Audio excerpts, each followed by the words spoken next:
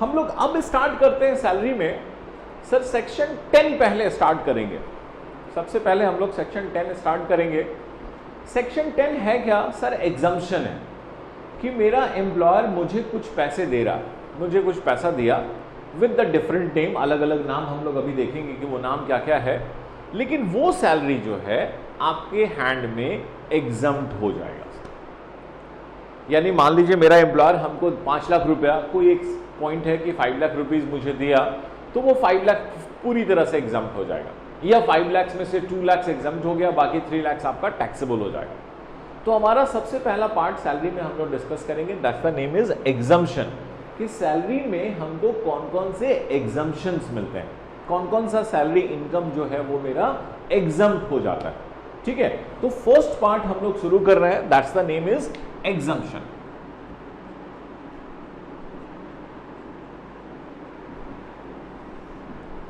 Exemption में हम लोग सबसे पहला सेक्शन जो स्टार्ट कर रहे हैं एग्जम्पशन में, that's the section 10 subsection 10AA।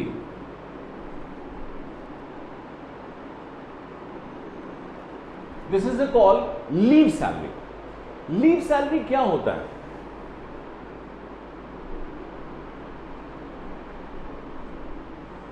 अब ये लीव सैलरी क्या है sir? Most of the organization में इसको हम लोग हिंदी में हम लोग कहते हैं सर छुट्टी का वेतन।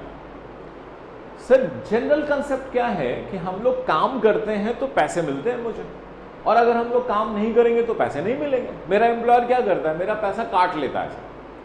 भाई हम ऑफिस गए 30 दिन, 31 दिन, 28 दिन, हम ऑफिस पूरे महीने गए तो पूरे महीने की सैलरी मुझे मिल गई। अच्छा ऑफिस हम 20 दिन ही गए, 10 दिन नहीं गए, बीमार पड़ गए 10 दिन नहीं गए, तो उस केस में मेरा एम्प्लॉयर हमको क्या करता है साहब? महीने का 20 दिन का ही पैसा देता है, 10 दिन का पैसा कट कर लेता है। लेकिन यहां लीव सैलरी का कंसेप्ट यही है कि सर आप छुट्टी पे रहोगे तो भी आपको सैलरी मिलेगी, तो भी आपको सैलरी मिलेगी। इवन आप लीव पे हो फिर भी सैलरी मिलेगी, that is a call leave salary. Because इसके पीछे एक कंसेप्ट है कि it is not practically possible कि आप 365 डेज ऑफिस जा सको, हर दिन आप ऑफिस जाओ, नहीं हो सकता है सर। कभी न कभी हम लोग बीमार पड़ जाते हैं या घर में कुछ इस तरह के फंक्शन ओकेजन्स होते हैं कि हम लोग नहीं जा सकते हैं, हमको मजबूरी में छुट्टी लेनी पड़ती है सर। तो ईच ऑर्गेनाइजेशंस में सर कुछ लीव डेज अलाउ किए जाते हैं कि भाई चलो हमारे ऑर्गेनाइजेशन में 1 मंथ का, 2 मंथ्स का, 30 डेज का, 25 डेज का, कुछ भी, ये it's totally depend upon the organization internal structure, कि ऑर्गेनाइजेशन के स्ट्रक्चर पे डिपेंड करता है, ऑर्गेनाइजेशन की पॉलिसी पे डिपेंड करता है कि भाई हम लोग किसको कितने दिन की छुट्टी हम लोग अलाउ करते हैं। अलाउ करने का मतलब हम आपको छुट्टी दिए लेकिन आपकी सैलरी डिडक्ट नहीं करेंगे, और एक है कि साहब हमने आपको अलाउ नहीं किया, आप छुट्टी पे चले गए, तो हम उस केस में एक ही काम करेंगे कि आपका सैलरी हम क्या कर लेंगे? डिडक्ट कर लेंगे। तो लीव सैलरी यही है, छुट्टी का वेतन, यानी आप छुट्टी में रहोगे फिर भी आपको सैलरी मिलेगी। जैसे फॉर एग्जांपल मैं आपको एक छोटा सा एग्जांपल देता हूं कि मान लो मेरे यहां 1 मंथ का लीव अलाउड है सर, 1 मंथ का लीव मेरे यहां अलाउड है। अब आप मेरे ऑर्गेनाइजेशन में काम किए, पहले केस में सर आपने वर्क किया है और लीव है सर, आपने वर्क किया है सर 10 महीने का और लीव 1 महीना का आपको अलाउड है, तो इस केस में हम आपको सैलरी कितने महीने का देंगे? तो 11 महीने का देंगे। अच्छा दूसरे केस में आपने काम किया है 11 महीना, लीव 1 मंथ का अलाउड है, तो उस केस में हम आपको पूरे 12 महीने का सैलरी देंगे। अच्छा अगला केस कि अगर आपने पूरा 12 महीना काम किया है तो 1 मंथ का लीव अलाउड है, तो हम इस केस में आपको 13 महीने का सैलरी देंगे। सर काम आपने किया 12 महीना, यानी आपने छुट्टी लिया ही नहीं। जब छुट्टी नहीं लिया तो वो छुट्टी के लिए जो हमने रखा था उसका पैसा हम आपको पे कर देंगे, that's the case is leave salary. तो ये जो लीव सैलरी है, ये पैसा जो है अंडर सेक्शन 10 सबसेक्शन 10AA में आपका क्या होगा? एग्जम्प्ट होगा। कैसे एग्जम्प्ट होगा हम लोग इसी के बारे में डिस्कस करेंगे, ठीक है। तो लीव सैलरी क्या है ये समझ में आ गई। तो हम लोग अब इसके एग्जम्पशन पॉइंट पे, हम लोग लीव सैलरी पे हमारा किस तरीके से टैक्सेबल होगा और क्या एग्जम्पशन होगा हम लोग उसकी बात करें। तो लीव सैलरी सबसे पहले एम्प्लॉय में आते हैं। एम्प्लॉय हमारा 2 ग्रेड का, 2 कैटेगरी का एम्प्लॉय है। एक एम्प्लॉय है सर गवर्नमेंट एम्प्लॉय और एक एम्प्लॉय है अदर देन गवर्नमेंट एम्प्लॉय। ठीक है, क्लियर। एम्प्लॉय हमारे दो तरह के हो गए, फर्स्ट हो गए गवर्नमेंट एम्प्लॉय और दूसरे हो गए other than government employ. Government employ leave salary का जो पैसा है वो कब ले रहा है, ये सबसे इंपॉर्टेंट है कि वो पैसा ले कब रहा है। तो लीव सैलरी का पैसा हम लोग ले रहे हैं सर ड्यूरिंग जॉब, हम काम कर रहे हैं, 12 महीना मैंने काम किया, 1 महीने का मान लो छुट्टी था तो मैंने उस महीने का भी पैसा ले लिया, उसको हम लोग बोलते हैं लीव सैलरी को इन कैश करा लिए। तो हमने इस साल पूरा 13 महीने का पैसा ले लिया। तो अगर आप ड्यूरिंग जॉब लीव सैलरी का पैसा ले रहे हो तो वो पैसा आपके हैंड में क्या होगा, फुल्ली टैक्सेबल हो जाएगा। यहां पे कोई एग्जम्पशन आपको नहीं मिलेगा, ये पूरा का पूरा आपका टैक्सेबल होगा, ठीक है। बट आफ्टर रिटायरमेंट, आप रिटायर हो गए और रिटायरमेंट के टाइम आप ये पैसा ले रहे हो, लीव सैलरी का जितना लीव सैलरी का पैसा बचा हुआ था वो आपने जमा करके रखा है। और कब लिया आपने अपने एम्प्लॉयर से, तो रिटायरमेंट के टाइम अपनी लीव सैलरी के वो क्या करा लिया आपने, इन कैश कराया। तो आफ्टर रिटायरमेंट अगर आप ये पैसा ले रहे हो, ड्यूरिंग जॉब नहीं ले रहे हो, तब ये पैसा क्या होगा, फुल्ली एग्जम्प्ट हो जाएगा। तो गवर्नमेंट एम्प्लॉय के केस में बहुत आसान है कि अगर ड्यूरिंग जॉब लेगा तो वो पूरा का पूरा टैक्सेबल हो जाएगा, अगर रिटायरमेंट के समय लेगा, आफ्टर रिटायरमेंट लेगा तो ये पूरा का पूरा जितना भी अमाउंट होगा वो फुल्ली एग्जम्प्ट हो जाएगा, क्लियर। अब आते हैं अदर देन गवर्नमेंट एम्प्लॉय के केस में। अदर देन गवर्नमेंट एम्प्लॉय के केस में सिर्फ फर्स्ट पार्ट फिर वही है कि आप पैसा कब ले रहे हो, ड्यूरिंग जॉब इन कैश करा रहे हो, तो ये पैसा पूरा का पूरा आपका टैक्सेबल हो जाएगा, फुल्ली टैक्सेबल होगा। लेकिन आफ्टर रिटायरमेंट ले रहे हो, प्राइवेट सेक्टर में काम कर रहे हो, वहां से आपका रिटायरमेंट हो गया, अब रिटायरमेंट के बाद ले रहे हो पैसा, तो एग्जम्प्ट होगा, लेकिन कितना। तो इसमें 4 अमाउंट है, इस चारों में जो सबसे लोएस्ट अमाउंट होगा वो अमाउंट आपके हैंड में एग्जम्प्ट होगा। तो यही है कि least of the following is exempt. तो अब ये 4 अमाउंट है, उस 4 अमाउंट को कैलकुलेट करेंगे हम लोग, और उस 4 अमाउंट में जो सबसे लोएस्ट अमाउंट होगा वो अमाउंट आपके हैंड में एग्जम्प्ट होगा। अब उस 4 अमाउंट में सबसे पहला अमाउंट क्या है सर, एक्चुअल अमाउंट जो आपका एम्प्लॉयर आपको दे रहा है लीव सैलरी के समय, रिटायरमेंट के समय लीव सैलरी के नाम पे आपको जो भी अमाउंट दे रहा है, 1 लाख 2 लाख 5 लाख 10 लाख जो भी आपको मिल रहा है, तो that's the first amount is your actual amount, ठीक है। ये हमेशा आपको क्वेश्चंस में दिए रहेंगे, ये आप कैलकुलेट नहीं करो तो एक्चुअल दिया हुआ है। दूसरा है गवर्नमेंट ने एक नोटिफिकेशन लाया और उसको हम लोग कहते हैं नोटिफाइड अमाउंट, और वो नोटिफाइड अमाउंट कितना है, 3 लाख रुपीज। आपको याद रखना होगा लीव सैलरी में अदर देन गवर्नमेंट जो एम्प्लॉय है उस केस में रिटायरमेंट के टाइम में जो अमाउंट मिल रहा है वो एग्जम्प्ट होगा, उसके लिए नोटिफाइड अमाउंट कितना गवर्नमेंट ने फिक्स करके रखा है वो है 3 लाख रुपीज। फिर तीसरा अमाउंट है वो है 10 मंथ एवरेज सैलरी, 10 महीने का सर औसत वेतन, एवरेज सैलरी। तो सर ये what is the meaning of salary and what is the meaning of average salary, ये हम अभी जस्ट डिस्कस करेंगे। बट थर्ड अमाउंट आपका यही है कि 10 मंथ एवरेज सैलरी होगा। और लास्ट हमारा फोर्थ जो अमाउंट है वो है balance leave in month multiply average salary. तो पहला तो समझ में आ गया सर, पहला तो एक्चुअल है, इट्स अ वेरी सिंपल। दूसरा नोटिफाइड अमाउंट भी हमको समझ में आ गया, तो याद रखना है कि 3 लाख रुपीज नोटिफाइड अमाउंट है। तीसरा सर ये सैलरी का मतलब यहां क्या है, एवरेज सैलरी का यहां मतलब क्या है, सैलरी और एवरेज सैलरी अगर समझ में आ जाएगा तो 10 से मल्टीप्लाई कर देना है, तो दैट्स ऑल, यही आ जाएगा 10 मंथ एवरेज सैलरी। और चौथा है balance leave in month into average salary. तो sir what is the meaning of balance leave in month average salary, तो सर इस वाले पॉइंट में समझेंगे हम लोग। अब यहाँ पे हमको बस ये समझना है कि बैलेंस मंथ जो है, बैलेंस लीव इन मंथ कैसे निकालेंगे, ये कैसे कैलकुलेट करेंगे, ठीक है। तो हम लोग सर जरा अब इस पॉइंट पे आ रहे हैं, इसके मीनिंग को समझने की क्या क्या मतलब होता है हम लोग का। तो मैं इस पार्ट को इरेज कर रहा हूं।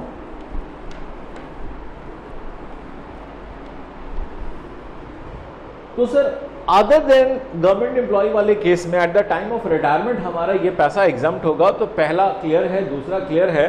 तीसरा में आते हैं सर 10 मंथ एवरेज सैलरी, ये कैसे कैलकुलेट करेंगे। तो first of all 10 month average salary के लिए सबसे पहली जो चीज है, what is the meaning of salary. Salary का यहां मतलब क्या होगा sir, for the calculation of leave salary, 10 month average salary calculate करने के लिए सैलरी का मतलब यहां क्या होगा।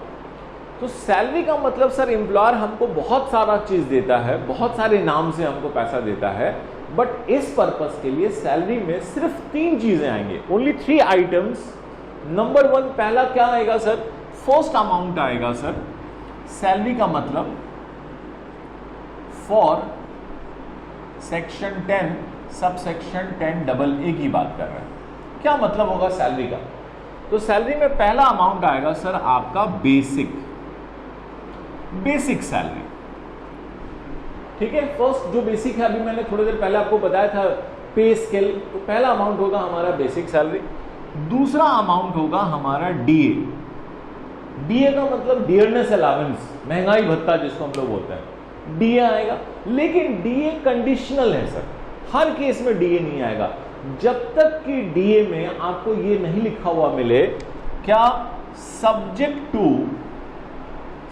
टू रिटायरमेंट बेनिफिट, यानी वो डीए जो रिटायरमेंट टर्म एंड कंडीशन में कंसिडरेबल है, कंसीडर किया गया है, वो डीए हम लोग यहां लेंगे, बेसिक प्लस डीए आएगा। लेकिन कंडीशनल है, सब्जेक्ट टू रिटायरमेंट बेनिफिट होना चाहिए। अगर नहीं है तो हम लोग इस डीए को फिर कंसीडर नहीं करेंगे। अगर क्वेश्चन में लिखा हुआ है डीए मान लीजिए 5000 रुपीज और नहीं लिखा हुआ है कि वो रिटायरमेंट बेनिफिट के लिए है या नहीं है, नहीं लिखा हुआ है, तो हम लोग उस डीए को नहीं लेंगे। या लिखा हुआ है 5000 लेकिन ब्रैकेट में लिखा है सब्जेक्ट टू रिटायरमेंट बेनिफिट 50%, तब कितना लेंगे, 5000 नहीं लेंगे, तब हम लोग लेंगे 2500 बिकॉज 50% है। तो यहां पे डीए लेना है, यस सर, सैलरी कैलकुलेशन में डीए लेंगे बेसिक के साथ साथ, लेकिन कंडीशन ये है डीए तभी लेंगे जब वो सब्जेक्ट टू रिटायरमेंट बेनिफिट के लिए कंसीडरेबल है तो। एंड तीसरा आएगा सर, तीसरा last amount, this is commission. Commission भी आएगा सर। अब बहुत सारे ऐसे बिजनेस होते हैं जहां पे हम लोग अपने एम्प्लॉय को commission base, incentive base payment करते हैं, जैसे मेडिकल रिप्रेजेंटेटिव के केस में या काउंसलर के केस में हम लोग वहां बोलते हैं कि आपका परफॉर्मेंस बेस है, आप परफॉर्मेंस करो। जैसे सेल्समैन जो होते हैं उन लोगों का सैलरी क्या होता है, कमीशन ही होता है। मेरा प्रोडक्ट बेचो, पर प्रोडक्ट हम तुमको जितने में सेल करोगे सब 10 रुपया हम या 15 रुपया या 10% या 5% हम तुमको कमीशन देंगे, इंसेंटिव देंगे हम आपको, तो वो कमीशन भी कंसीडर किया जाएगा। लेकिन कौन सा कमीशन, कमीशन में बी केयरफुल, ध्यान रखिएगा, कमीशन अगर लिखा हुआ है क्वेश्चन में 5000 रुपीज, तो क्या वो लेंगे, नहीं लेंगे सर। कमीशन में क्या होना चाहिए, वो कमीशन लेना है जिसका परसेंटेज फिक्स्ड हो, 5%, 10%, 20%, जो भी क्वेश्चन में दिया रहे, परसेंटेज होना चाहिए कमीशन में कि भाई आपको एम्प्लॉय को हम लोग 10% कमीशन दे रहे हैं टर्नओवर का। कमीशन किसका दे रहे हैं, तो fixed percentage, commission on fixed percent on off turnover. कौन सा टर्नओवर सर, कंपनी का टर्नओवर नहीं सर, टर्नओवर किसका, एम्प्लॉय का। भाई एम्प्लॉय कितना माल बेचा, एम्प्लॉय ने कितने गुड सेल किए, उसका 10% हम आपको देंगे, उसका 15% देंगे कमीशन, तो वो भी कंसीडर किया जाएगा सैलरी में।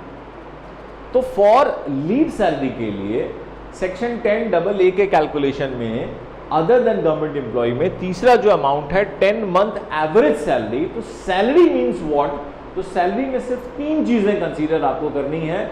Number 1 basic salary, number 2 DA, लेकिन कंडीशनल है डीए। डीए तब आप लेंगे जब वो सब्जेक्ट टू रिटायरमेंट बेनिफिट होगा, तब आपको कंसीडर करना है। और नंबर 3 कमीशन भी लेंगे, लेकिन कमीशन कौन सा, अमाउंट दिया रहेगा तो नहीं सर, कमीशन लेना है हमको जब वो फिक्स परसेंटेज पे हो, 5%, 10%, 20%।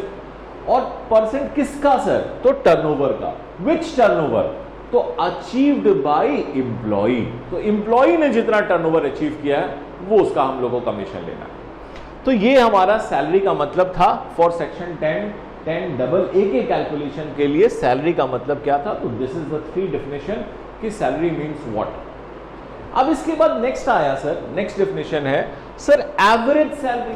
अब एवरेज सैलरी का मतलब सर, तो एवरेज सैलरी में अब आ रहे हैं सर, सैलरी का मतलब समझ में आ गया हम लोग को। अब नेक्स्ट पॉइंट पे आते हैं कि सर एवरेज सैलरी का मतलब क्या होगा। तो एवरेज सैलरी, तो एवरेज सैलरी का मतलब ये है कि सर ये आपका फाइनेंशियल ईयर है, इस फाइनेंशियल ईयर में आप सपोज करो इस दिन आप रिटायर्ड हो रहे हो, आप इस दिन रिटायर हो रहे हो, तो जिस दिन रिटायर हो रहे हो उसके जस्ट प्रीसीडिंग 10 मंथ में जो आपको सैलरी मिला है उसी सैलरी को हम लोग कहते हैं सर एवरेज सैलरी। तो आप जब रिटायर किए उसके इमीडिएटली बिफोर 10 मंथ में आपने जो सैलरी ऑब्टेन किया, क्योंकि सैलरी सर बढ़ता भी है हम लोग का। मान लीजिए इस यहां से लेके यहां तक मेरी सैलरी थी सर 15,000 और उसके बाद यहां से लेके यहां तक मेरी सैलरी हो गई सर 25,000। तो हम लोग इस बेसिस पे लेंगे 15,000 मान लो 6 महीने था और 25,000 मान लो मेरा 4 महीने था, तो 15,000 इंटू 6 एंड 25,000 इंटू 4, ये हो गया हमारा 10 मंथ एवरेज सैलरी। तो एवरेज सैलरी का मतलब समझ में आया। तो जिस दिन हम रिटायर कर रहे हैं उसके जस्ट प्रीसीडिंग 10 मंथ में आपकी जो सैलरी होगी that is called 10 month average salary. तो 10 मंथ एवरेज सैलरी समझ में आ गया। तो यही था सर सैलरी का मतलब। पहले हम लोग समझे सैलरी का मतलब, तो याद रखिएगा सिर्फ 3 चीज, basic, DA subject to retirement benefit और commission on a fix percentage of turnover achieved by employ.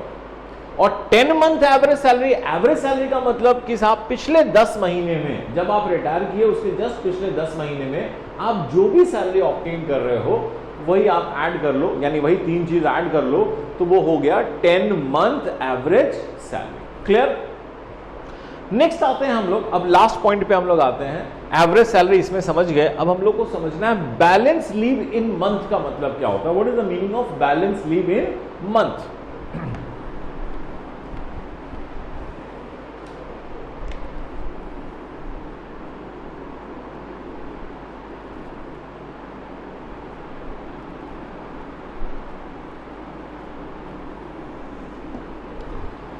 तो अब हम लोग लास्ट पॉइंट इसका समझ रहे हैं, what is the meaning of balance leave in month. Balance leave in month कैसे निकालेंगे? तो सर यहां पे क्या करना है आपको, पहले निकालना है टोटल लीव, आपको निकालना है टोटल लीव। तो सर फर्स्ट इसका कैलकुलेशन करेंगे हम लोग टोटल लीव। अब ये टोटल लीव कैसे निकालेंगे हम लोग? तो टोटल लीव निकालने के लिए आपको यहां क्या करना है कि सर आपने कितना साल आपने काम किया, पहले तो ये बताइए। तो मान लीजिए मैंने 20 साल नौकरी की है सर, और आपके ऑर्गेनाइजेशन में कितना लीव डेज अलाउड है? तो मेरे ऑर्गेनाइजेशन में 2 मंथ्स लीव डेज अलाउड है सर, 2 महीना अलाउड है छुट्टी। तो टोटल लीव कैसे निकाल लेंगे सर? यही तरीका है। तो हम लोग क्या करेंगे सर, 20 ईयर इंटू 2 मंथ, यानी टोटल लीव हमारा कितना हो गया sir, total leave in month कितना आ गया? तो 20 इंटू 2 कर दिए तो मेरा आ गया सर 40 मंथ्स आ गया सर। तो कहा कि सर नहीं सर, हम लोग को पहले तो ईयर आपका 20 ईयर आपने लिया, बिल्कुल सही है, यानी हम लोग को यहां जो ईयर लेना है टोटल लीव के लिए, तो हम लोग को कंप्लीटेड ईयर लेना है, completed year.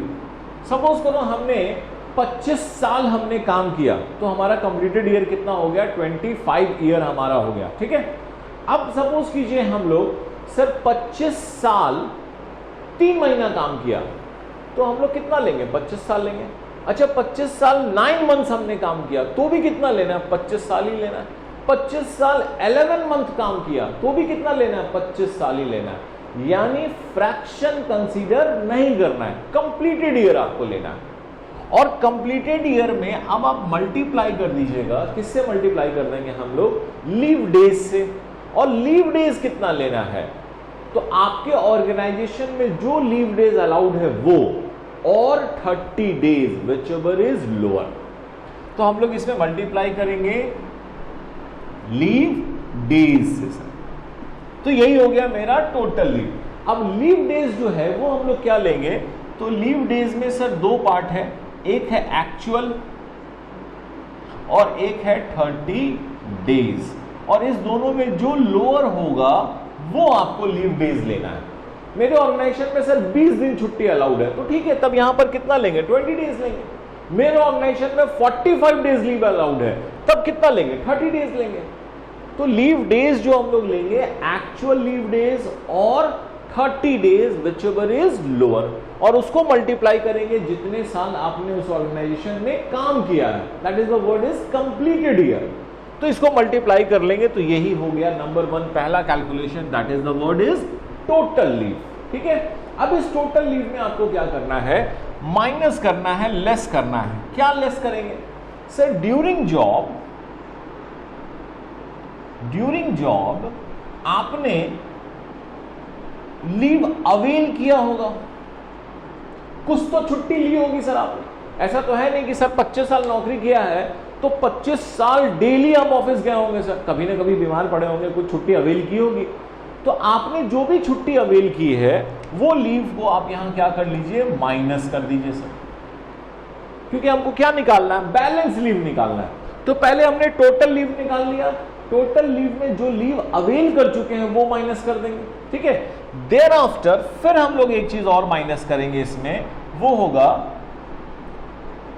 Leave encashment. Sir during job आपने कुछ लीव इन कैश भी कराया होगा, हो सकता है कभी आप पैसे, लीव डेज का पैसा आप ले लिया होगा ड्यूरिंग जॉब का, तो वो तो ले लिया होगा, तो वो तो ऑलरेडी टैक्सेबल हो चुका है सर। तो जो भी लीव आप इन कैश करा चुके हैं, जिसके पैसे आपने ले चुके हैं, उसको भी आप क्या करेंगे सर, टोटल लीव में माइनस कर देंगे। अब जो बचा यही इसी का नाम है सर, क्या बचा है सर, ये है सर बैलेंस लीव, ये डेज में आया सर, बैलेंस लीव इन डेज। तो ये टोटल डेज था, उसमें लीव इनकैशमेंट माइनस कर दिए, लीव अवेल माइनस कर दिए, तो यही आ गया balance leave in month. Okay, अब बैलेंस लीव इन मंथ नहीं आया सर, बैलेंस लीव इन डेज आया सर, और हमको क्या निकालना है, बैलेंस लीव इन मंथ निकालना है। तो बस अब ये जो पीरियड आया है, डेज आया है, इसमें आप डिवाइड कर दीजिए 30 डेज से। नॉर्मली ये हम लोग मान के चलते हैं कि एक महीना 30 दिन का होता है, तो 30 डेज से डिवाइड कर दीजिए, तो यही आ गया सर आपका बैलेंस लीव इन मंथ। और बैलेंस लीव इन मंथ को मल्टीप्लाई कर देंगे किससे, एवरेज सैलरी से, तो ये हमारा 4th अमाउंट आ गया। और इस चारों अमाउंट में जो सबसे लोएस्ट अमाउंट होगा वो अमाउंट आपका क्या होगा, एग्जम्प्ट हो जाएगा, और रिमेनिंग आपके क्या हो जाएंगे, टैक्सेबल। तो ये था हमारा लीव सैलरी का कैलकुलेशन कि how to calculate leave salary, and उसका टैक्सेबिलिटी एंड एग्जम्प्ट पॉइंट हमारे क्या होंगे, क्या क्या टैक्सेबल होंगे और किस तरीके से वो एग्जम्प्ट होंगे। ठीक है, तो ये था हमारा sir leave salary section 10(10)(a). एक दो छोटी छोटी चीजें और मैं आपको बता दूं सर, जैसे मान लीजिए कि आप कोई एक्स लिमिटेड में काम कर रहे थे, वहां से आपने रिटायर ले लिया, रिटायर हुए और आपको लीव सैलरी का पैसा मिला, कितना एग्जम्प्ट हो गया, तो 2 लाख रुपए मेरा एग्जम्प्ट हो गया सर। ओके, चले ठीक है।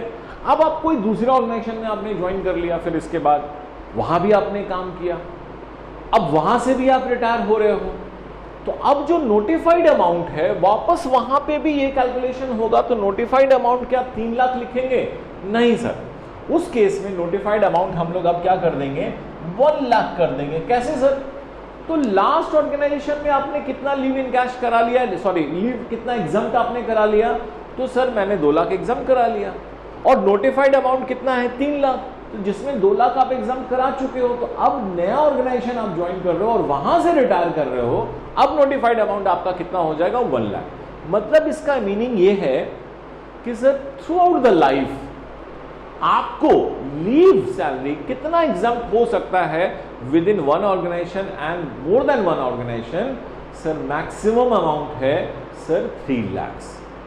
तो ये ऑर्गेनाइजेशन वाइज नहीं है सर, ये एम्प्लॉय की बेसिस पे कि मैं अब जहां भी काम करूं, 1 जगह 2 जगह 3 जगह, कुल मिला के मेरा मैक्सिमम एग्जम्पशन कितना होगा, तो 3 लाख ही होगा। अब फर्स्ट ऑर्गेनाइजेशन में मैंने 2 लाख तक का एग्जम्पशन करा लिया, तो अगले ऑर्गेनाइजेशन में मेरे एग्जम्पशन लिमिट 3 लाख से घट के कितना हो जाएगा, 1 लाख हो जाएगा। अच्छा, इस ऑर्गेनाइजेशन में मान लीजिए 70,000 एग्जम्प्ट हो गया, तो अब नोटिफाइड अमाउंट हमारा कितना हो जाएगा, अब फिर कहीं और ज्वाइन करते हैं तो नोटिफाइड अमाउंट हमारा हो जाएगा 30,000 हो जाएगा, बिकॉज कुल मिला के आपको 3 लाख तक ही एग्जम्पशन मिलेगा, इसके अलावा और ज्यादा आपको नहीं मिलेगा। ठीक है, क्लियर है। एंड लास्ट पार्ट कि अगर मान लीजिए किसी केस में एम्प्लॉय की डेथ हो जाती है, ठीक है, ड्यूरिंग जॉब बेचारा काम कर रहा था और उसकी डेथ हो गई, डेथ हो गई मतलब सर वो ऑटोमेटिकली रिटायर्ड हो गया, तो उसका जितना भी पैसा है एम्प्लॉयर उसके फैमिली मेंबर को देगा, उसके लीगल हायर को देगा। तो उस केस में ये लीव सैलरी का भी उसको पैसा मिलेगा। तो जब वो लीव सैलरी का पैसा मिलेगा in the case of ceased SSC, आपका वो जो एम्प्लॉय है उसकी मौत हो गई है, उसके लीगल हायर को मिल रहा है वो पैसा, तो उनके हैंड में वो पैसा क्या होगा, फुल्ली एग्जम्प्ट होगा। लीगल हायर्स के हैंड में लीव सैलरी जो है वो टैक्सेबल नहीं होगा। That's all. तो ये था हमारा leave salary section 10(10)AA। Salary में सर 10 का सबसे बिगेस्ट सेक्शन है आपका ये। इसके बाद हम लोग नेक्स्ट सेक्शन स्टार्ट करते हैं। ओके, तो चलिए हम लोग अगले सेक्शन पे आते हैं। नेक्स्ट एग्जाम्पशन का सेक्शन है section 10 subsection 10। That's the name is gratuity. तो ये सर सबसे पहली बात, ग्रेच्युटी है क्या, ग्रेच्युटी का कंसेप्ट क्या है? तो ये एक रिवॉर्ड है सर। आप मेरे यहाँ नौकरी किए 10 साल 15 साल 20 साल जो भी आप मेरे यहाँ नौकरी किए, आपने बहुत अच्छी सर्विस प्रोवाइड की, तो हम लोग उसके लिए एक रिवॉर्ड, एक टिप देते हैं, बख्शीश जिसको कह लीजिए, एक रिवॉर्ड हम आपको देते हैं। That reward is called gratuity. Gratuity के बारे में आप, ग्रेच्युटी एक्ट भी है, लॉ में आप पढ़े भी होंगे उसके बारे में। तो खैर हम लोग को यहाँ टैक्स ट्रीटमेंट उसका पढ़ना है। तो वंस अगेन फिर से वही बात है कि ग्रेच्युटी है तो एम्प्लॉय हमारा कितने ग्रेड में आ गया, एक हो गया गवर्नमेंट एम्प्लॉय और दूसरा हो गया other than government employ. Other than government employ में भी दो पार्ट है। पहला पार्ट है आप वैसे ऑर्गेनाइजेशन में काम करते हैं जहां पे ग्रेच्युटी एक्ट एप्लीकेबल है, या आप वैसे ऑर्गेनाइजेशन में काम कर रहे हैं जहां पे एम्प्लॉयर अपनी मर्जी से ग्रेच्युटी का पेमेंट कर रहा है, बट एक्चुअली वहां ग्रेच्युटी एक्ट एप्लीकेबल नहीं। ठीक है, तो हमारा ग्रेच्युटी का 3 पार्ट हो गया। पहला पार्ट हो गया गवर्नमेंट एम्प्लॉय, दूसरा पार्ट हो गया अदर देन गवर्नमेंट एम्प्लॉय में when gratuity act applicable, and last part हो गया when gratuity act not applicable in that organisation. Gratuity जो है जनरली हमेशा at the time of retirement ही मिलेगा, ड्यूरिंग जॉब नहीं मिलता है। जब आप रिटायर करेंगे तो हम आपको ग्रेच्युटी का पेमेंट करेंगे। तो अगर आप गवर्नमेंट एम्प्लॉय हो और eight the time of retirement आपको पैसा मिल रहा है, तो वो अमाउंट क्या होगा, फुल्ली एग्जम्प्ट होगा। दैट्स ऑल, टेंशन खत्म। गवर्नमेंट एम्प्लॉय में कोई टैक्सेबिलिटी नहीं आएगी, पूरा जो भी अमाउंट मिले वो पूरी तरह से आपका एग्जम्प्ट होगा। अब आते हैं अदर देन गवर्नमेंट एम्प्लॉय के केस में। अदर देन गवर्नमेंट एम्प्लॉय में हमारा दो पार्ट है। पहला पार्ट, आप वैसे ऑर्गेनाइजेशन में काम कर रहे हो जहां पे ग्रेच्युटी एक्ट एप्लीकेबल है, तो least of the following is exempt. यानी यहां पे सर 3 अमाउंट है, इस तीनों अमाउंट में जो सबसे लोएस्ट अमाउंट होगा वो अमाउंट आपके हैंड में क्या होगा, एग्जम्प्ट। अब पहला अमाउंट तो सर एज यूजुअल आप जानते हो कि साहब मेरा एम्प्लॉयर ने मुझे जो पैसा दिया, दैट्स द फर्स्ट अमाउंट क्या हो गया, एक्चुअल। दूसरा अमाउंट क्या है सर, जैसे हमने तो लीव सैलरी में देखे थे नोटिफाइड अमाउंट 3 लाख था, उसी तरह सर यहाँ पे नोटिफाइड अमाउंट ग्रेच्युटी में कितना है, 20 लाख है। ठीक है, एंड तीसरा जो है थर्ड पॉइंट, तो पहला दोनों तो सिंपल था सर, पहला हो गया एक्चुअल, तो जो एम्प्लॉयर आपको दिया eight the time of retirement जो ग्रेच्युटी का अमाउंट दिया, और दूसरा नोटिफाइड अमाउंट 20 लाख से आपको याद रखना है। तीसरा जो है ये समझना है, तीसरा लाइन क्या है, 15 days salary, 15 days last drawn salary, 15 दिन का सैलरी सर। और कौन सा salary, last drawn salary, last drawn salary for each year of service. तो अब यहां से जरा इसकी मीनिंग को हम लोग समझ लें कि इसका मतलब यहां पर क्या क्या है। जहां पे ग्रेच्युटी एक्ट एप्लीकेबल है वहां इस लाइन का, पहला दोनों लाइन तो सर सिंपल है, ये लाइन का क्या मतलब है सर। सबसे पहले आते हैं sir 15 day last drawn salary. तो पहले आते हैं सर कि what is the meaning of salary का मतलब यहां पर क्या है, सैलरी मींस व्हाट। तो यहां सेक्शन 10 सबसेक्शन 10 में आ रहे, उसमें भी ये केस को डिस्कस कर रहे हैं एक्ट एप्लीकेबल में सैलरी का क्या मतलब होगा। तो यहां सैलरी का जो मतलब है, फर्स्ट बेसिक होगा सर पहला, और दूसरा क्या होगा, डीए होगा। और डीए में कोई कंडीशन नहीं है, विदाउट एनी कंडीशन है, मतलब सब्जेक्ट टू रिटायरमेंट बेनिफिट हो या ना हो उससे कोई मतलब नहीं है। Basic plus DA, that's all. Whether it is for retirement benefit और रिटायरमेंट बेनिफिट ये है नहीं है उससे कोई मतलब नहीं है, फुल डीए आपको लेना है। तो बेसिक प्लस डीए यही है आपका यहाँ पे सैलरी का मतलब, what is the meaning of salary? तो सैलरी मींस हो गया basic plus D, full D. Clear? अच्छा, अब दूसरा आते हैं sir word last drawn salary का मतलब। तो ये तो सर मीनिंग क्लियर है, ऐसे ही क्लियर है। लास्ट ड्रॉन सैलरी का मतलब हो गया salary eight the time of retirement. जब आप रिटायर कर रहे हो उस वक्त आपकी क्या सैलरी है? और सैलरी में क्या क्या भाई? दो चीज, बेसिक और डीए क्या था उस टाइम, उस मंथ में, जिस मंथ में आप रिटायर कर रहे हो, लास्ट ड्रॉन सैलरी, अंतिम वेतन। तो अंतिम वेतन में हमको बस यही दो चीज लेना है, बेसिक और डीए। जो है आपका लास्ट ड्रॉन सैलरी, वही हो गया लास्ट ड्रॉन सैलरी। क्लियर? तो यानी लास्ट ड्रॉन सैलरी का मतलब हो गया salary eight the time of retirement. अब एक तीसरा मीनिंग आया 15th डे सैलरी का मतलब, 15 दिन का सैलरी का मतलब क्या हो गया? तो 15 डे सैलरी का मतलब हुआ सर यहाँ पे आपको करना ये है कि जो हमारा मान लो लास्ट ड्रॉन सैलरी सपोज करो 20,000 रुपीस है, लास्ट ड्रॉन सैलरी मेरा 20,000 है, तो हम लोग क्या करते हैं 15 दिन मतलब 15/30 करते हैं? तो नहीं सर, 15 दिन का यहाँ मतलब है 15/26 आपको करना है, 15/26 आपको लेना है। अब ये 26 क्यों लिए सर? तो नॉर्मली हमारा जो मंथ है वो 30 दिन का होता है नॉर्मली, और 30 दिन में ऑन एन एवरेज सर हमारे 4 संडे होते हैं, तो वो 4 संडे हम लोग माइनस करते हैं, तो हमारा कितना बचा?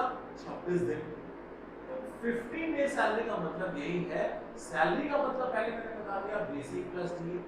लास्ट ऑन सैलरी का भी मतलब बता दिया। लास्ट ऑन सैलरी का मतलब है salary eight the time of retirement, जब आप रिटायर कर रहे हो उस वक्त आपकी जो सैलरी। और 15 डे का मतलब क्या हुआ? तो जो भी salary eight the time of retirement है मल्टीप्लाई 15/26 करना है आपको। ये एज पर ग्रेजुटी एक्ट है सर, कि एक्चुअल वर्किंग पे आपको ग्रेजुटी दिया जाता है। तो एक्चुअल वर्किंग यानी संडे हॉलीडे होता है, तो इसीलिए 15/26 हम लोग। अब लास्ट पार्ट है ईच ईयर ऑफ सर्विस का मतलब सर यहाँ क्या है? Each year of service. तो ईच ईयर ऑफ सर्विस का मतलब है जैसे मान लीजिए आपने 30 साल 2 महीना काम किया है, तो हम लोग यहाँ पर क्या लेंगे? 30 ईयर ही कंसीडर करेंगे। अगर आपने 30 साल 9 मंथ काम किया है तब, तो हम लोग यहाँ पे 31 ईयर कंसीडर करेंगे। क्यों? व्हाई? तो यही है ईच ईयर ऑफ सर्विस का मतलब कि completed year plus fraction of the year को 1 ईयर कंसीडर करेंगे व्हेन अगर फ्रैक्शन ऑफ द ईयर जो है वो मोर देन 6 मंथ है। तो जैसे देखिए यहाँ पे 9 मंथ्स था, यानी मोर देन 6 मंथ्स था, तो हम यहाँ कितना लेंगे? 31 ईयर लेंगे। अगर मान लो सपोज करो कि एक ही सौ में लिखता हूँ कि 30 साल 6 महीना है, तब कितना लेंगे? तब तो 30 साल लेंगे। लेकिन अगर 30 साल 6 मंथ 1 डे अगर है, तब कितना लेंगे? 31 ईयर हम लोग इसको कंसीडर करेंगे। क्लियर? समझ में आ गई बात?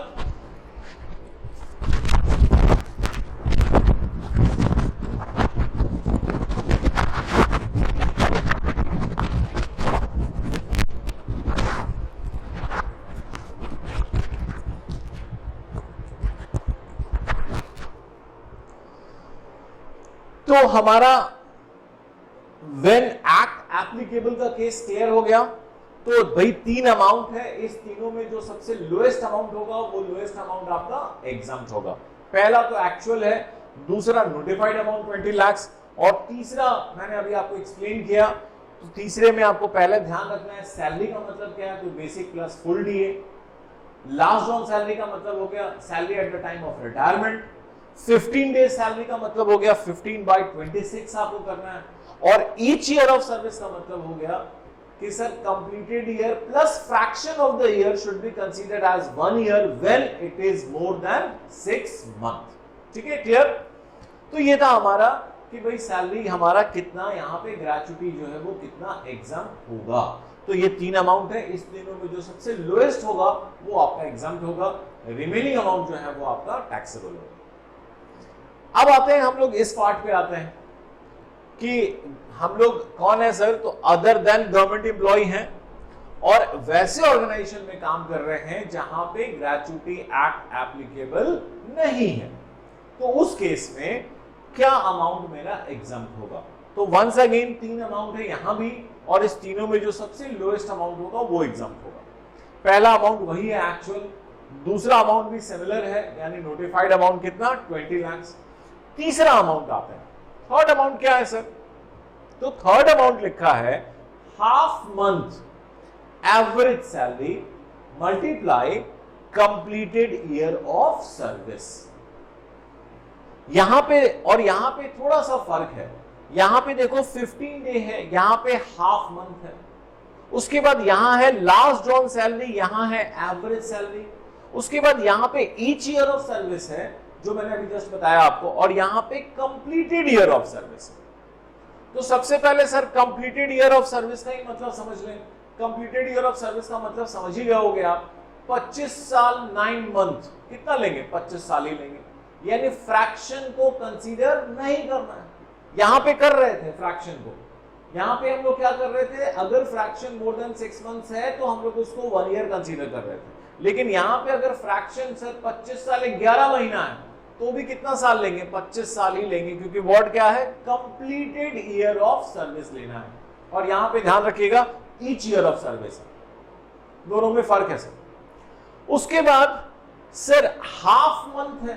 अब हाफ मंथ का मतलब क्या हुआ, तो हाफ मंथ सिंपल है, जैसे 20,000 है सैलरी मान लो, तो 20,000 उसमें हम लोग 15/26 किए थे, यहां पे हम लोग 20,000 इंटू क्या करेंगे 1/2 कर देंगे।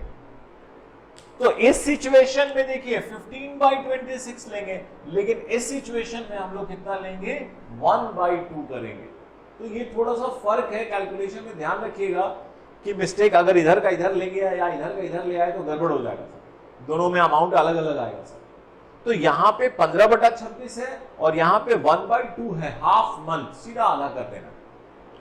अब लास्ट पार्ट, सैलरी का मतलब क्या है, यहां पे अब ये भी है कि हाफ मंथ एवरेज सैलरी लिखा हुआ है, तो सबसे पहले तो सैलरी का मतलब क्या है, फिर हम लोग एवरेज की बात करेंगे। तो यहां पे सैलरी का मतलब था बेसिक प्लस डीए, और फुल डीए था, वेदर वो रिटायरमेंट बेनिफिट के लिए है या नहीं है। लेकिन यहां पे सैलरी का मतलब वही डेफिनेशन है जो हम लोग अभी जस्ट पढ़े थे, किसमें, तो सेक्शन 10 सबसेक्शन 10AA में, मतलब सेम डेफिनेशन है। क्या डेफिनेशन है सर, तो हमारा डेफिनेशन है बेसिक डीए आएगा, यस सर, लेकिन डीए कौन सा आएगा, सब्जेक्ट टू रिटायरमेंट बेनिफिट, वही वाली लाइन है जो वहां थे। और तीसरा कमीशन आएगा, तो बिल्कुल कमीशन भी आएगा, लेकिन कौन सा कमीशन, ऑन फिक्स्ड परसेंट का कमीशन आएगा, फिक्स परसेंट है, बस 5%, 10%, 20% जो हमने अभी जस्ट बताया था। और किस पर, तो ऑफ टर्नओवर का, कौन सा टर्नओवर, अचीव्ड बाय एम्प्लॉय। तो वो जो डेफिनेशन यहाँ पे सैलरी का वही डेफिनेशन यहाँ भी है। तो यहाँ सैलरी का मतलब हो गया बेसिक, डीए भी लेंगे, कौन सा डीए लेंगे, सब्जेक्ट टू रिटायरमेंट बेनिफिट हो, और तीसरा कौन सा लेंगे, कमीशन, कमीशन कौन सा लेंगे, on a fix percentage of turnover achieved by employ. अब व्हाट है sir average salary, average salary का मतलब क्या होगा, तो एवरेज सैलरी का मतलब है कि यहां भी कि भाई ये पीरियड है हमारा और हम लोग यहां रिटायर कर रहे हैं, तो जिस मंथ में आप रिटायर कर रहे हो उस मंथ के प्रीसीडिंग 10 मंथ का, उसके पिछले 10 महीने का लेना।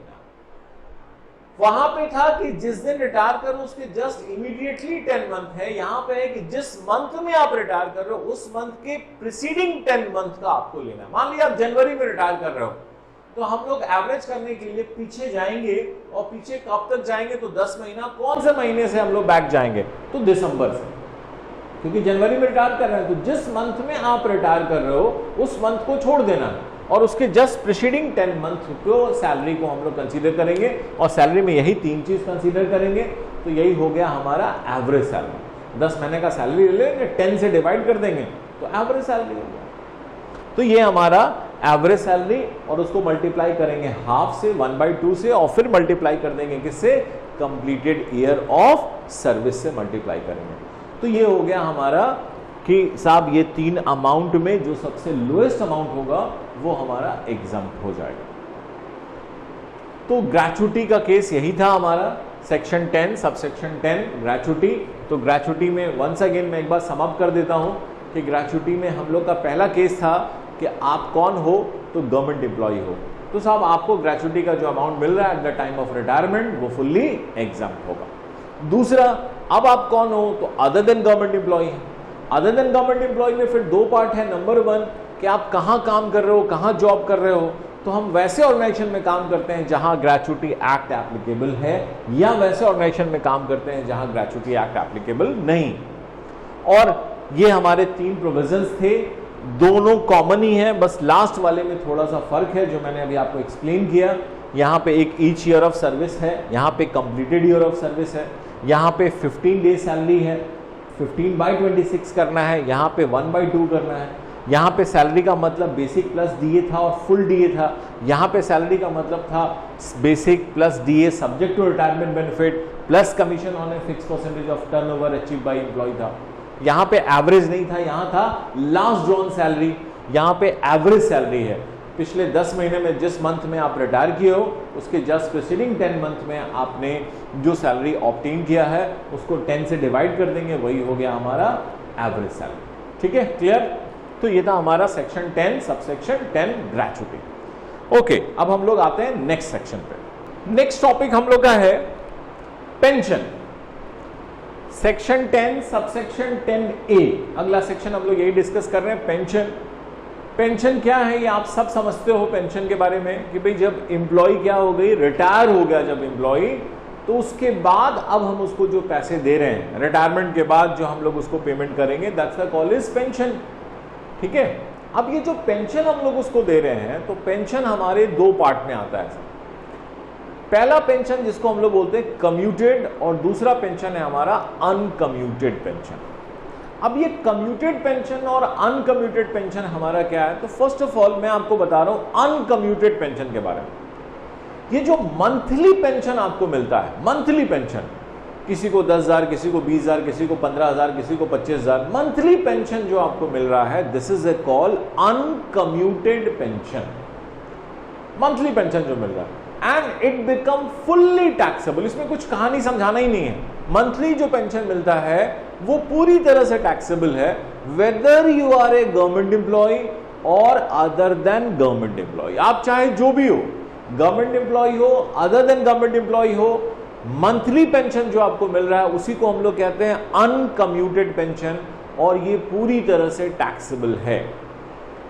तो इसमें कुछ प्रोविजन ही नहीं है, सिंपल है, बस आपको यही याद रखना है, uncommuted pension fully taxable in the hand of the employee whether is a government employ और other than government employee. Clear? अब आते हैं सर कम्यूटेड पेंशन पे आते हैं। कम्यूटेड पेंशन का मतलब क्या है कि सर जब आप रिटायर कर रहे हो तो आपका पेंशन फिक्स किया जाता है कि भाई आपका पेंशन कितना होगा, बेसिक डीए को मिला करके हम लोग आपका पेंशन फिक्स करते हैं। अब हमने एक एस्टिमेट किया, आपका एम्प्लॉयर आपका एस्टिमेट किया कि आपका पेंशन जो फिक्स किया गया, मान लीजिए 50 लाख रुपीस आपको पेंशन मिलेगा आपके रिटायरमेंट के बाद।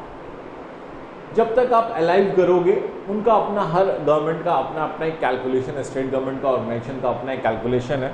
अब आपके पास एक ऑप्शन होता है, ये 50 लाख या मान लो हम एक फिगर ले लें, सपोज करो कि आपका पेंशन फिक्स किया गया, पेंशन फिक्स्ड किया गया आपका 20,000 रुपीज पर मंथ। ठीक है, और सर ये टाइम जो हम लोग फिक्स किए, हम लोगों ने 15 ईयर का टाइम हम लोग फिक्स किए, तो 20,000 आपको हम पेंशन देंगे और आपका टाइम फिक्स किया गया 15 साल एस्टिमेट किया गया।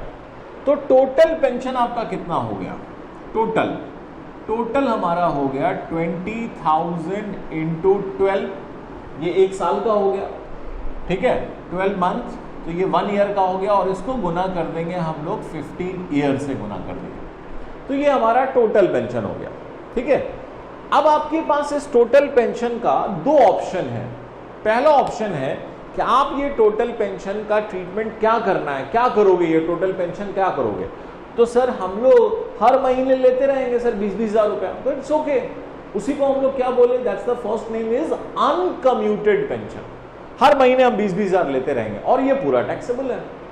एक ऑप्शन आपके पास है कि आप टोटल पेंशन जो है ये, इसका आप सर्टेन अमाउंट, सर्टेन परसेंटेज आप एक बार में इकट्ठा एक्यूमुलेटेड फिगर आप ले सकते हो। अब आपने चूज किया कि हम ऐसा करते हैं 60% हम इसको इकट्ठा एक्यूमुलेटेड ले लेते हैं 60%। तो ये जो 60% हम ले रहे हैं, 60% अमाउंट जो हम ले रहे हैं एक बार में इकट्ठा, इसी को हम लोग क्या कहते हैं, that is a called commuted pension. यही कम्यूटेड पेंशन है। तो ये पीरियोडिक नहीं है, वन टाइम आपको मिलेगा एक बार में। टोटल पेंशन गवर्नमेंट ने आपका फिक्स किया, आपका एम्प्लॉयर आपका फिक्स किया, उसका सर्टेन अमाउंट 60%, 70% हम एक बार में इकट्ठा ले लेते हैं। तो ये हो गया हमारा कम्यूटेड। इसी 60% अमाउंट को हम लोग कहेंगे कम्यूटेड पेंशन।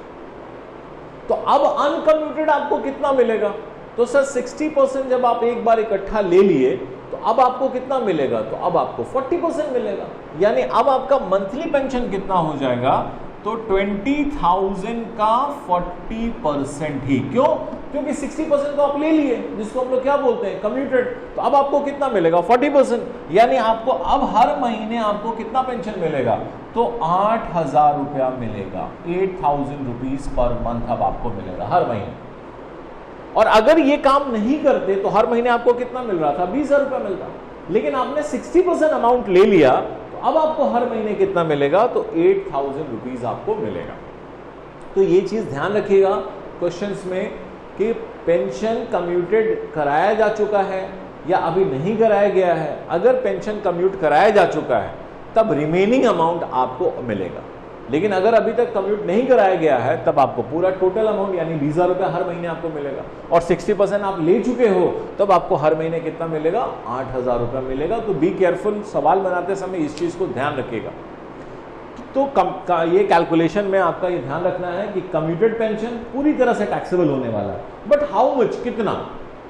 तो देखिए इसका दो आंसर है। एक आंसर हो गया देखिए 20,000 रुपया और एक आंसर हो गया 8,000 रुपया। तो 20,000 कब लिखेंगे, जब पेंशन को कम्यूट नहीं कराया गया है, तब आपको 20,000 मिलता रहेगा हर महीने।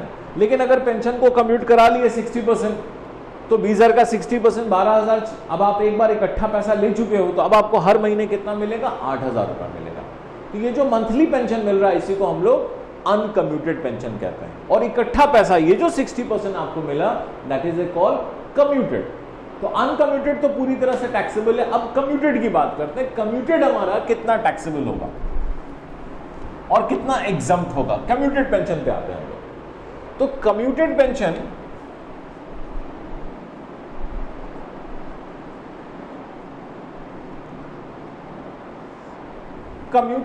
में इसके एग्जम्पशन पे आ रहे हैं हम लोग। मान लीजिए कि आपको सपोज करो कि आपको 6 लाख रुपया मिला है कम्यूटेड पेंशन। तब इस 6 लाख रुपए में से कितना एग्जम्प्ट होगा और कितना टैक्सेबल होगा। In the case of other than government employ, अगर आप गवर्नमेंट एम्प्लॉय हो तो commuted pension fully exempt, government employ के केस में फुल्ली एग्जम्प्ट। लेकिन अगर अदर देन गवर्नमेंट एम्प्लॉय हो तब उस केस में जो आपका कम्यूटेड पेंशन है उसमें दो प्रोविजन है। Number 1, eight the time of retirement क्या आपको ग्रेच्युटी मिला है, या eight the time of retirement आपको ग्रेच्युटी नहीं मिला है। तो फर्स्ट केस, अगर आप ग्रेच्युटी रिसीव्ड किए हो तब क्या होगा, टोटल पेंशन का 1/3 एग्जम्प्ट होगा। और अगर आप ग्रेच्युटी नॉट रिसीव्ड है तब टोटल पेंशन का 1/2 एग्जम्प्ट होगा। That's the case of pension में, यही केस है। तो पेंशन में बस इतनी बात थी। तो पेंशन फर्स्ट ऑफ ऑल क्या है, मैं फिर से एक बार समअप कर देता हूं। तो पेंशन है सर आफ्टर रिटायरमेंट जो अमाउंट मिलेगा that is a call pension, उसी को हम लोग पेंशन कहेंगे। ठीक है, पेंशन में हमारा दो पार्ट आया था, पहला पार्ट था कम्यूटेड और दूसरा अनकम्यूटेड। अनकम्यूटेड पेंशन जो है वो हमारा मंथली पेंशन है और ये पूरी तरह से टैक्सेबल है whether you are a government employ और other than government employee. Commuted pension है कि सर टोटल पेंशन में से सर्टेन अमाउंट जो है हम इकट्ठा पैसा अगर हम लोग ले लेते हैं तो वो हमारा कम्यूटेड पेंशन कहलाएगा। वो कम्यूटेड पेंशन कितना एग्जाम्प्ट होगा? अगर गवर्नमेंट एम्प्लॉय का मामला है तो वो पूरी तरह से एग्जाम्प्ट है 100%। अदर देन गवर्नमेंट एम्प्लॉय का मामला है तो इसमें दो प्रोविजन है। फर्स्ट, ग्रेचुटी अगर आपको मिल रहा है तो टोटल पेंशन का 1/3 एग्जाम्प्ट होगा, ग्रेचुटी नहीं मिल रहा है तो टोटल पेंशन का 1/2 एग्जाम्प्ट होगा। ओके।